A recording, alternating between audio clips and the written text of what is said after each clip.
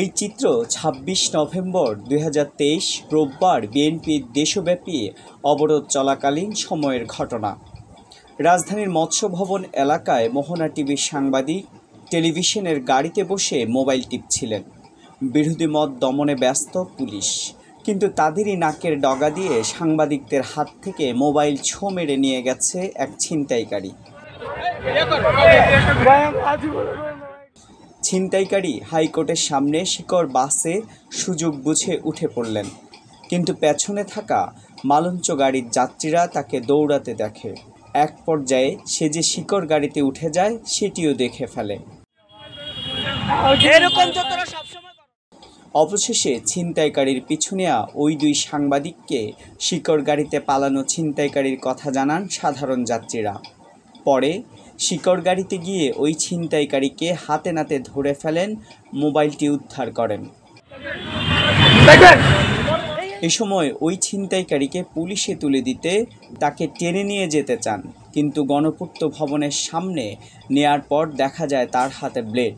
নিজের ব্লেড দিয়ে নিজের গলায় আঘাত করে রক্তাক্ত করে ফেলেন এবং কান্নাকাটি করতে থাকেন। কিছু সময় ধস্তাধস্তির পর সাধারণ জনতা নিজেদের আত্মরক্ষার্থে ছিনতাইকারীকে ছেড়ে দেন।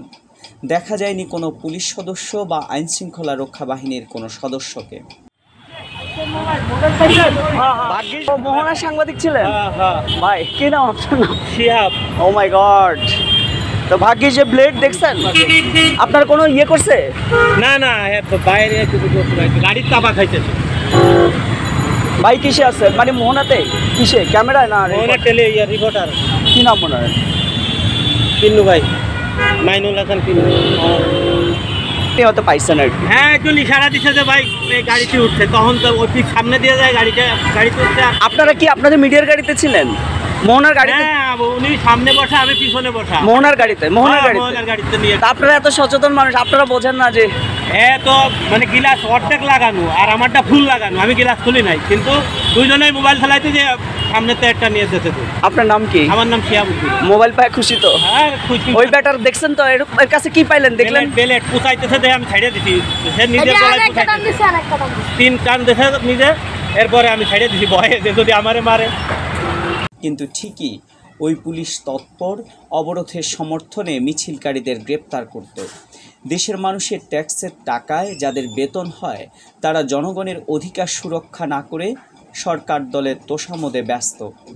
এছাড়া বিরোধী মতের নেতাকর্মীদের ধরপাকড় ও জেলে ঢোকাতে তৎপর। অবরোধে রাজধানীতে পথচারী ও সাধারণ যাত্রীর সম্পদ ছিনিয়ে নিচ্ছে ছিনতাইকারী, আর দেশের মানুষের ভোটাধিকার ছিনতাই করছে পুলিশ। দেশের মানুষের কাছে এই দুই ধরনের মানুষই আতঙ্কের নাম। তবে এদের রুখে দাঁড়ালেই বেঁচে যাবে বাংলাদেশ। সচেতন হন এবং অন্যকে সচেতন করুন।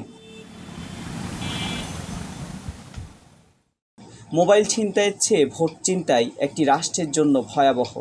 সুতরাং ছিনতাইকারীদের মুখ উন্মোচন করে দেশের রাজনীতিকে সুষ্ঠু ও গণতান্ত্রিক ধারায় নিতেই সবাই শপথ নিন। এখানেই থামছি। ভিডিওটি শেয়ার করে সবাইকে জানার সুযোগ করে দিন। পেজটি ফলো ও চ্যানেলটি সাবস্ক্রাইব করুন। ধন্যবাদ। অপেক্ষায় থাকুন পরবর্তী ভিডিওর জন্য।